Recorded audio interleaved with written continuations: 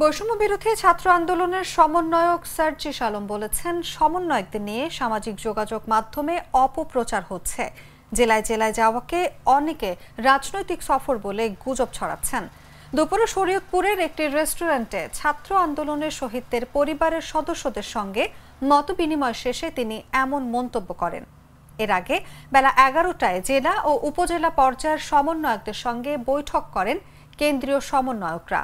আমরা এই যে আমাদের 8টা টিম 8 ভাগে বিভক্ত হয়ে আমরা 8টা বিভাগের প্রত্যেকটি জেলায় যাচ্ছি। আমরা আসলে সোশ্যাল মিডিয়ায় কিছু কথা দেখি যেটা আমাদের আসলে আমাদেরকে এই কথাগুলো অনেক বেশি ব্যথিত করে। আসলে আমরা দেখি আমরা নাকি জেলা সফরে যাচ্ছি, সাংগঠনিক সফরে যাচ্ছি। আপনারা তো আছেন আমাদের সাথে। আমরা এখানে 4টা ভাগে আমাদের কাজগুলো করি। আমাদের 1 নম্বর এবং সবচেয়ে গুরুত্বপূর্ণ প্রায়োরিটি হচ্ছে আমাদের শহীদ ভাইদের পরিবারের সাথে আমাদের দেখা করা, কথা বলা, তাদের কথা শোনা এবং আমাদের যারা আহত ভাইরা বোনেরা রয়েছেন তাদের সাথে কথা বলা। কারণ আপনি কোনো দিন ঢাকায় অল্প কিছু মানুষ পুরো 64টি জেলার আমাদের এই যে শহীদ পরিবার কিংবা আহত যারা রয়েছেন তাদেরকে সময় দিতে পারবেন না। তারা কোনোদিন আপনাকে একসাথে পাবে না। তাদের সবার তো এই মুহূর্তে ওই অবস্থাটিও নেই যে তারা আসলে ঢাকায় গিয়ে আপনাকে বলে আসবে। তাহলে এটা তো আমাদের নৈতিক দায়বদ্ধতার জায়গা। যারা আমাদের কথায় এভাবে নিজের জীবন অকাতরে বিলিয়ে দিয়েছে, রাস্তায় নেমে এসেছে, তাদের ঘরে ঘরে গিয়ে তাদের কথাগুলো শোনা, তাদের সন্তান হিসেবে হোক কিংবা তাদের পরিবারের একজন সদস্য হিসেবে হোক। হয়তো আমরা ঘরে ঘরে যেতে পারিনি, কিন্তু আমাদের অবশ্যই তো জেলায় এসে অন্তত জেলার এখানে যারা আমার শহীদ ভাই এর পরিবার রয়েছে কিংবা যারা আহত রয়েছে তাদের সাথে কথা বলা, তাহলে অন্তত একান্তভাবে তাদের কথাগুলো শোনা যায়। এটাও এই গুরুত্বপূর্ণ সবচেয়ে ইম্পর্ট্যান্ট কাজটি আমরা প্রথমত করি।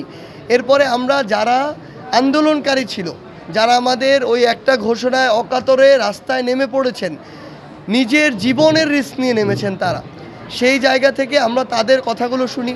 বর্তমানে এই জেলার কী কী সমস্যাগুলো প্রকট সেগুলো শুনি, তাদের কাছেই শুনি এগুলো কী করে সমাধান করা যেতে পারে, প্রশাসনকে কি করে সহযোগিতা করা যেতে পারে, কিংবা আমরা আমাদের জায়গা থেকে কি দাবি তাদের হয়ে তুলে ধরতে পারি, তাদের সাথে আমরা কথা বলি। 2টি স্টেক হোল্ডার। তৃতীয়ত আমরা স্থানীয় নেতৃবৃন্দের সাথে কথা বলি। কারণ আমরা মনে করি একটি জেলার এভাবে যদি স্থিতিশীল অবস্থা আসে এবং এভাবে 64টি জেলার স্থিতিশীল অবস্থা আসে, তাহলে দিন শেষে দেশের স্থিতিশীল অবস্থা আসে। তাহলে আলটিমেটলি আমার এই রাষ্ট্রের স্থিতিশীলতার জন্য তো এই যারা স্থানীয় নেতৃবৃন্দ তাদের মধ্যে একটা সমন্বয় প্রয়োজন। তাদের মধ্যে যে মত পার্থক্য, মতভেদ, এটা থেকে তাদের ঐক্যবদ্ধ হওয়া প্রয়োজন। এই বার্তাটি আমরা তাদের সাথে কথা বলে তাদেরকে জানাই। এবং এই 3টি কাজ সকাল থেকে বিকাল পর্যন্ত করা শেষে আমরা 30 থেকে 40 মিনিটের একটা মাঠে গিয়ে মতবিনিময় সভা করি। কিন্তু কিছু মানুষ রয়েছে যাদের কিছু কথা আসলে আমাদের ব্যথিত করে। আমরা সত্যি কথা বলতে এই অস্থিতিশীল অবস্থা আমরা মুখ বুজে থাকার চেষ্টা করি যে হ্যাঁ, অনেকে হয়তো সিচুয়েশন বুঝছে না, হয়তো এই জন্য ভুল বুঝছে। কিন্তু সবসময় যদি এটা বলতে থাকে আমাদেরও খারাপ লাগে। সকাল থেকে বিকাল আমরা এই 3টি কাজ করি। বিকালে গিয়ে 30 থেকে 40 মিনিটের জন্য আমরা মতবিনিময় সভা করি। তারা এটা বলে আমরা নাকি জেলা সফরে আসছি বা সাংগঠনিক সফরে আসছি, অথচ এরকম কোনো বিষয় আসলে এখানে নেই। তো এই জায়গা থেকে আমরা আমাদের আসলে শহীদ পরিবারের কিংবা আহত যারা রয়েছেন তাদের সাথে আমরা কথা বলার চেষ্টা করি। এবং আমরা আসলে এক তো রাষ্ট্রের গুরুত্বপূর্ণ এখানে দায়বদ্ধতার জায়গা রয়েছে। আপনারা দেখেছেন গতকালকে রাষ্ট্র পক্ষ থেকে, সরকারের পক্ষ থেকে 100 কোটি টাকার একটি ফাউন্ডেশন করা হয়েছে, যেখানে এই ফান্ডটি দেওয়া হয়েছে। এখানে আরও অন্যান্য ফান্ডেশন যুক্ত হতে পারে। আমি মনে করি যে এই আর্থিক সহযোগিতাটা একটি সহযোগিতা, খুবই ভালো কথা। কিন্তু আপনি যখন তাদের পাশে আসবেন, এটা তো তাদেরকে মানসিকভাবে একটা প্রশান্তি দেয়। এটা তারা আসলে চায় দিন শেষে। সো আমাদের সন্তান হিসেবে হোক কিংবা তাদের পরিবারের সদস্য হিসেবে হোক, ওই অভাবটুকু আমরা পূরণ করতে পারবো না, এটা ঠিক। কিন্তু তারপর আমরা তো চেষ্টাটুকু আমাদের করা উচিত। এটি আমাদের নৈতিক একটা দায়বদ্ধতার জায়গা। এই জন্যই আমাদের এখানে আসা। আমরা বলেছি যে যে কোনো সময় রাষ্ট্রের জায়গাটি ভিন্ন, সরকারের জায়গাটি ভিন্ন।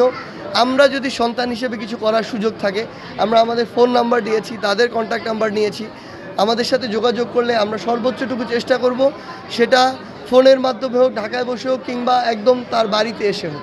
এটুকু আমাদের দায়বদ্ধতার জায়গা এবং এই জন্য আমরা এখানে এসেছি। না দেখুন, এখানে আসলে যারা রাস্তায় নেমেছে, নিজের জীবন অকাতরে দিয়েছে, এগুলো কিন্তু অধিকাংশই আপনি বলতে পারেন অলমোস্ট 90 to 95% হচ্ছে দেশের নিম্নবিত্ত, নিম্ন মধ্যবিত্ত শ্রেণীর মানুষ, আসলে খেটে খাওয়া মানুষ, কর্মজীবী মানুষ। এই পরিবারের যারা কর্মজীবী ছিল বা কর্মক্ষম উপার্জন করতো, তারাই কিন্তু রাস্তায় নেমেছে আসলে। সেই জায়গা থেকে তাদের এই যে পথটি, উপার্জনের পথটি বন্ধ হয়ে গেছে, তারা কিন্তু আর্থিকভাবে এখন একটু দুর্দশাগ্রস্ত অবস্থায় রয়েছে। সেই জায়গায় অবশ্যই রাষ্ট্রের, সরকারের এবং আমাদের জায়গা থেকে এই দায়িত্বগুলো আমাদের নিতে হবে। আমরা জেলা প্রশাসনকে অনুরোধ করব, প্রত্যেকটি জেলায় এই শহীদের সংখ্যা তো এত বেশি নয়, যারা রয়েছে তাদের যেন সবসময় খোঁজ খবর নেওয়া হয়, তাদের পাশে দাঁড়ানো হয় এবং ওই পরিবারের অন্য কোনো সদস্যকে যে কোনো জায়গায় যদি একটি চাকরির ব্যবস্থা করে দেওয়া যায়, তাহলে স্থায়ী এই যে তাকে নিয়ে চিন্তাটি বা তার যে জীবনের চলার যে চিন্তাটি, এই চিন্তাটি তখন কিন্তু কমে আসে। আবার আমরা এখানে মানে আসলে এটি বলতেই মানে হৃদয়ে রক্তক্ষরণ হয় যে আমি একটা ছোট্ট ভাই, ছোট্ট বোনকে দেখলাম যাদের আসলে মা ছিল না, বাবা শুধু ছিল। তাদের বাবা শহীদ হয়েছে। কারোর বয়সই আসলে 2, 3, 4-এর বেশি নয়, এর আরও কম। তো তাদেরকে তো সান্ত্বনা দেওয়ার কোনো ভাষা আমাদের জানা নেই, কিংবা আমরা কি করতে পারি তাদের জায়গা থেকে এটি জানার চেষ্টা করেছি। তারা এখনও জানেই না যে পৃথিবীতে তার বাবার ভূমিকা কী, মায়ের ভূমিকা কী, কিন্তু তাদের বাবা মা এখন কেউই নেই আসলে, শুধু 2 জন তারা ভাই বোন রয়েছে ছোট্ট। সেই জায়গা থেকে আমরা অবশ্যই আমাদের দায়বদ্ধতার জায়গা থেকে সবসময় তাদের খোঁজখবর নেওয়ার চেষ্টা করব এবং পাশে থাকার চেষ্টা করব। আমার একটা স্মার্ট সিদ্ধান্তে 25% গ্যাসের খরচ কমেছে। ভাবছেন কিভাবে? সাধারণ গ্যাস স্টোভ বদলে আমি এনেছি আরএফএল গ্যাস স্টোভ। এর সাইন্টিফিক নজল ও ব্রাস বার্নার ক্যাপ সমানভাবে তাপ ছড়িয়ে রান্না করে দ্রুত, তাই গ্যাসও বাঁচায় 25%, টাকাও বাঁচে 25%। আরএফএল গ্যাস স্টোভ, নিরাপদ ও গ্যাস সাশ্রয়ী।